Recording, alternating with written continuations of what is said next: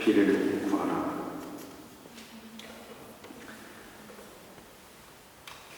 여호와께 비를 구하라. 언제요? 바로 봄비가 내릴 때 여호와께 구하라는 것입니다.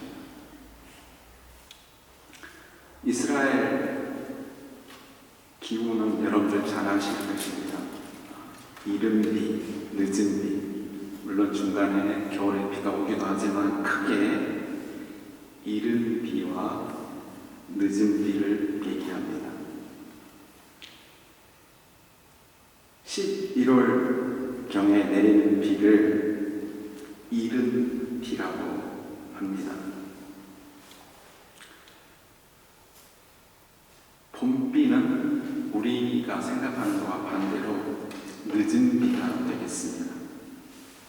그때는 이 이른 비가 가을에 내리는 비가 이제 파종하는 시기라고 한다면 봄비는 오늘 저희들이 추수감사 예배 드리는 것처럼 추수감사를 앞두고 이제 비가 내려서 작물이 잘 크고 열매를 튼실하게 맺을 수 있는 그런 때 앞에 바로 비가 내립니다.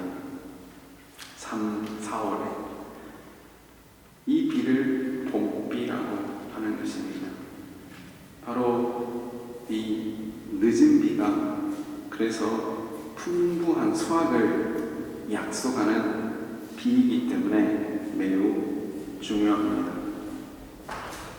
오늘 하나님께서는 바로 이 늦은 비, 봄비 때 여호와께 비를 구하라는 것입니다. 왜냐하면 비가 내리지 만약에 비를 받지 못한다면 바로 그 해 농작은 실패이기 때문입니다. 이것을 영적으로 생각했을 때 이스라엘 백성들이 하나님 앞에서 죄를 도말했을 때는 비가 내리질 않았습니다. 하나님의 말씀 안에 거했을 때 하나님께서 그들에게 비를 주셨습니다. 신명기 11장 13절로 15절에 보면 내가 오늘 너희에게 명하는 내 명령을 너희가 만일 청종하고 너희 하나님 여호와를 사랑하며 마음을 다하고 뜻을 다하여 섬기면 여호와께서 너희의 땅에 이른 비, 늦은 비를 적당한 때에 내리시니 너희가 곡식과 포도주와 기름을 얻을 것이요 또 가축을 위하여 들에 풀이 나게 하시리니 내가 먹고 배부를 것이다. 다시 말하면 하나님의 말씀에 명령에 청종하고 순종했을 때 하나님을 마음 다해서 섬겼을 때 하나님께서 이른 비와 늦은 비를 적당한 때 내리셨다라는 것입니다.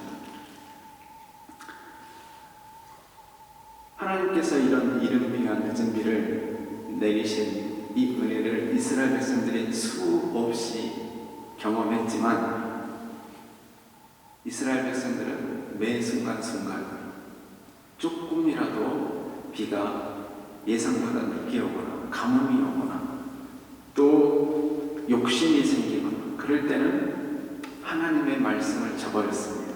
그리고 여호와께 구하라는 그 말씀을 잊어버리고 여호와를 대신에 우상에게 비를 구했습니다. 우리가 잘 아는 대표적인 신이 누굽니까? 바알입니다.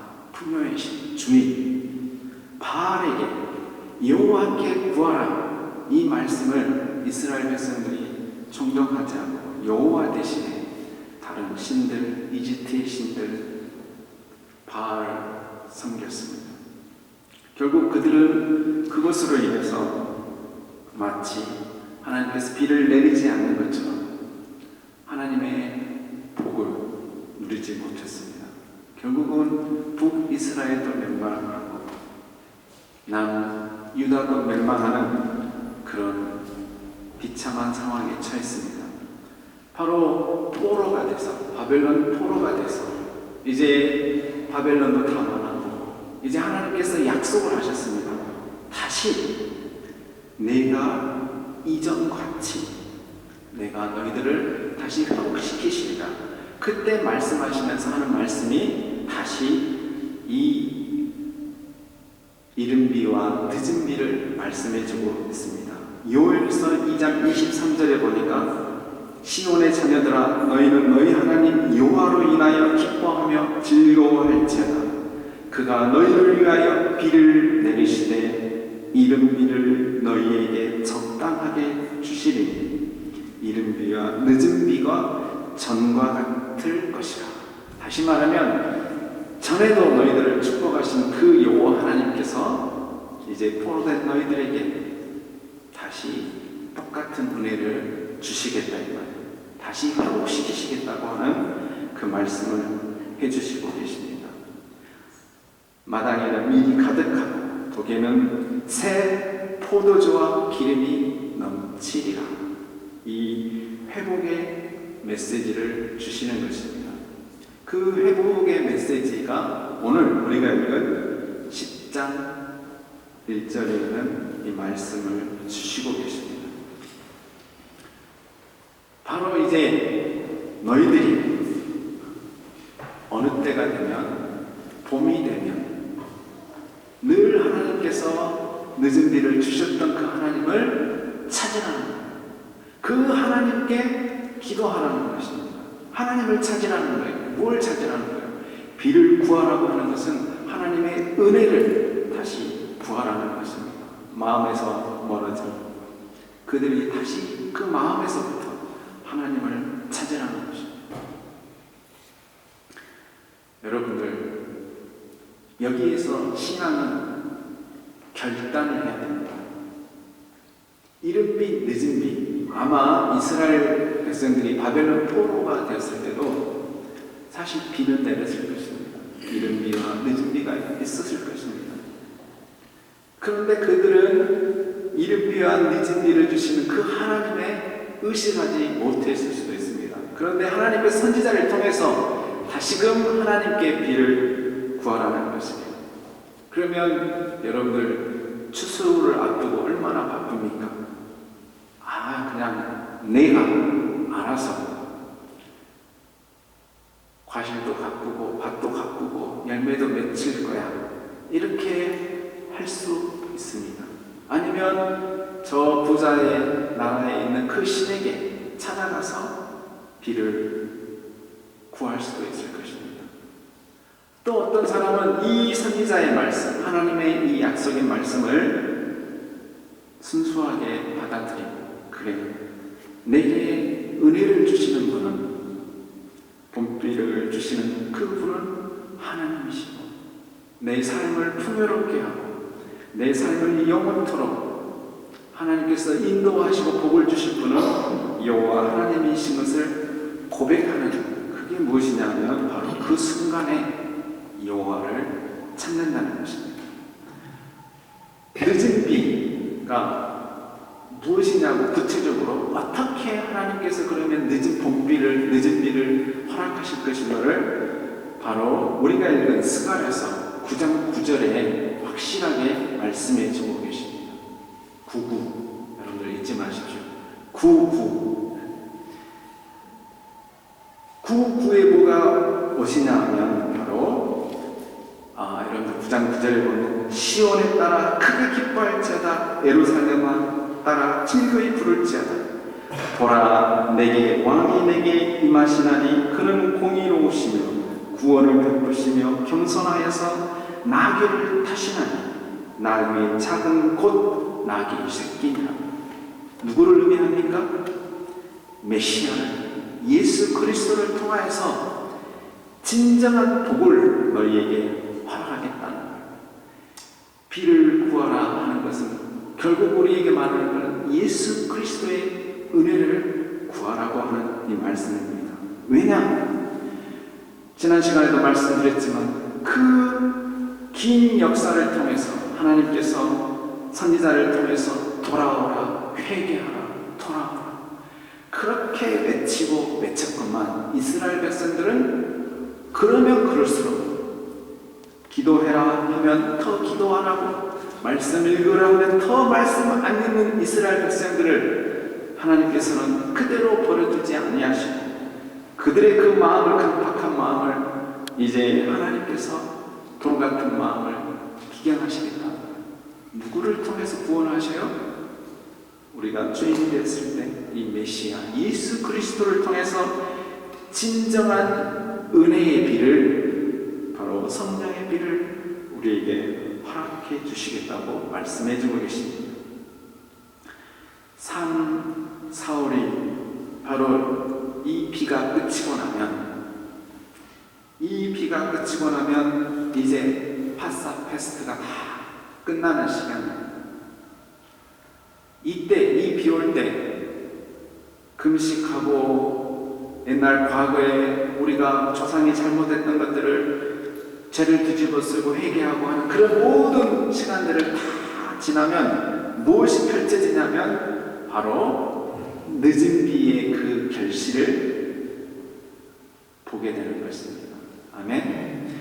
우리가 봄비, 우리가 무엇을 할 때, 내 삶에서 여러분들이 계획하고 진행할 때, 내 가정에서 내 자녀가 무엇을 하려고 했을 때, 직장에서 무엇을 하려고 했을 때 여러분들이 이 은혜를 기억하시기 바랍니다. 딱 두 가지입니다. 내 스스로 내가 내 삶을 영위해 가든지 아니면 내 삶의 영역을 주님께 다시 내어드리는 것입니다. 이런 사람에게는 범사에 기뻐하라. 어떻게 범사에 기뻐할 수 있습니까? 힘들고 슬픈 일이 있으면 저는 목사지만 힘듭니다. 감사가 안 나와요. 그런데 오늘 말씀에서 이게 무슨 말씀입니까? 시온에 따라 기뻐하라, 감사하라. 이게 무엇입니까? 바로 기쁨의 근원은 우리 기도해 주셨지만 예수 그리스도 하나님이십니다. 이 기쁨이 너무나도 크기 때문에 지금 당면한 문제와 어려움을 이겨낼 수 있는 것입니다. 그래서 바울은 빌립보 감옥에서도 감사하고 찬양할 수 있는 그 힘이 나에게서 나오는 것이 아니라 바로 이 나아기를 겸손하게 나아기를 타고 오시는 우리 주님의 은혜인 것입니다. 우리는 이 은혜 이른 비와 늦은 비를 체험하고 사는 사람입니다. 이른 비와 늦은 비 사이에는 무엇이 있냐면 바로 여름에 비가 오지 않고 메말라버리고 힘든 시간을 지나가야 됩니다. 이른 비를 경험한 사람은 기다려야 합니다. 늦은 비를 기다려야 합니다. 이게 신앙의 비결입니다.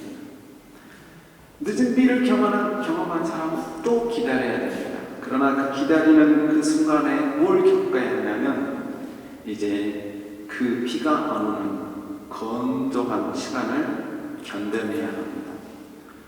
우리의 삶에 어려움의 순간이 있습니다. 신앙이라고 예수 믿는다고 해서 어느 교회는 무조건 병도 안 걸리고 사업도 잘 되고 문제가 하나도 없다. 그렇게 가르칩니다. 이건 문제가 참 많습니다. 아닙니다. 그러면 예수님께서 왜 십자가에서 고난을 받으셔야 합니까? 여러분, 하나님을 믿어도 고난을 받고 내 뜻대로 안 될 수가 있습니다. 그 현장을 우리는 지나가면 다시 이른 비와 또 늦은 비를 경험하는 그런 시간이 우리에게 찾아옵니다.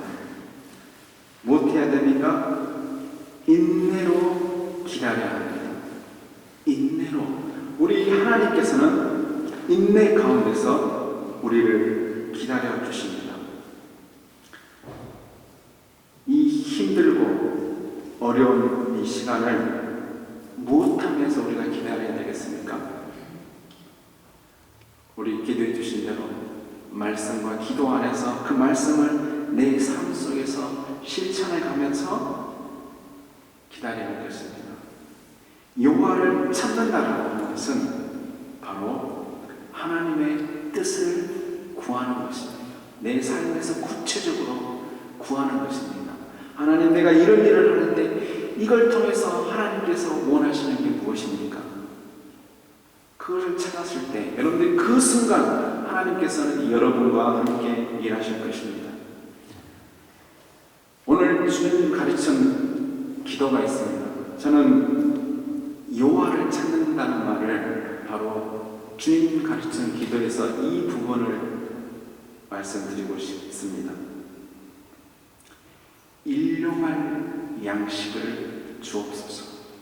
여러분, 일용할 양식이라고 하는 것은 하루 먹는 양식입니다.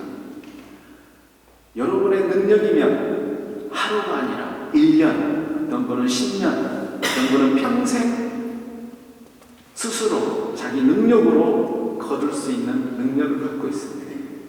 그런데 여호와를 찾는다고 하는 사람, 바로 봄비 때 가장 좋을 시기에 이제 풍성한 이 추수의 계절을 앞두고 여호와를 찾는다라고 하는 것은 바로 우리가 주님 가르친 기도에 일용할 양식을 주옵소서.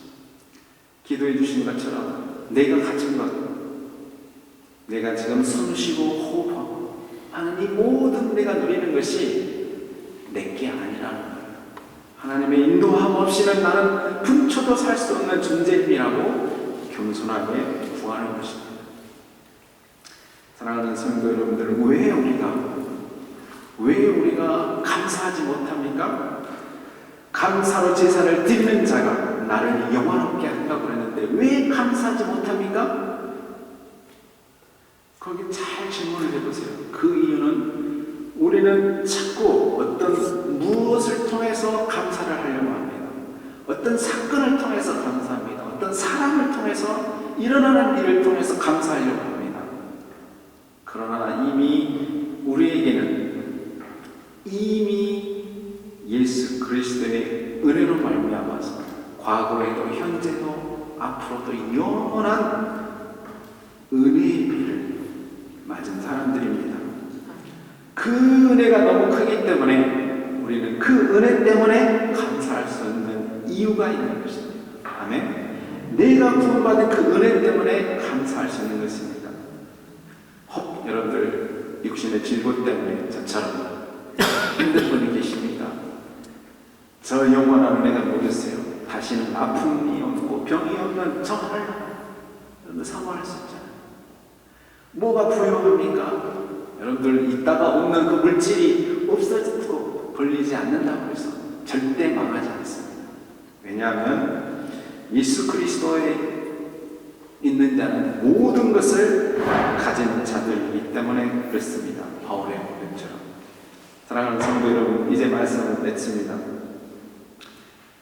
우리가 받은 은혜를 늘 기도하면서 말씀을 실천하면서 우리 이웃들에게 이 놀라운 사랑을 전하기를 원합니다. 골로새서 4장 2절 말씀에 기도에 항상 힘쓰고 기도에 감사함으로 깨어있어라. 아멘. 여러분들 기도할 수 있어요. 누구나 집에서도 기도할 수 있고 걸어가면서도 기도할 수 있어요.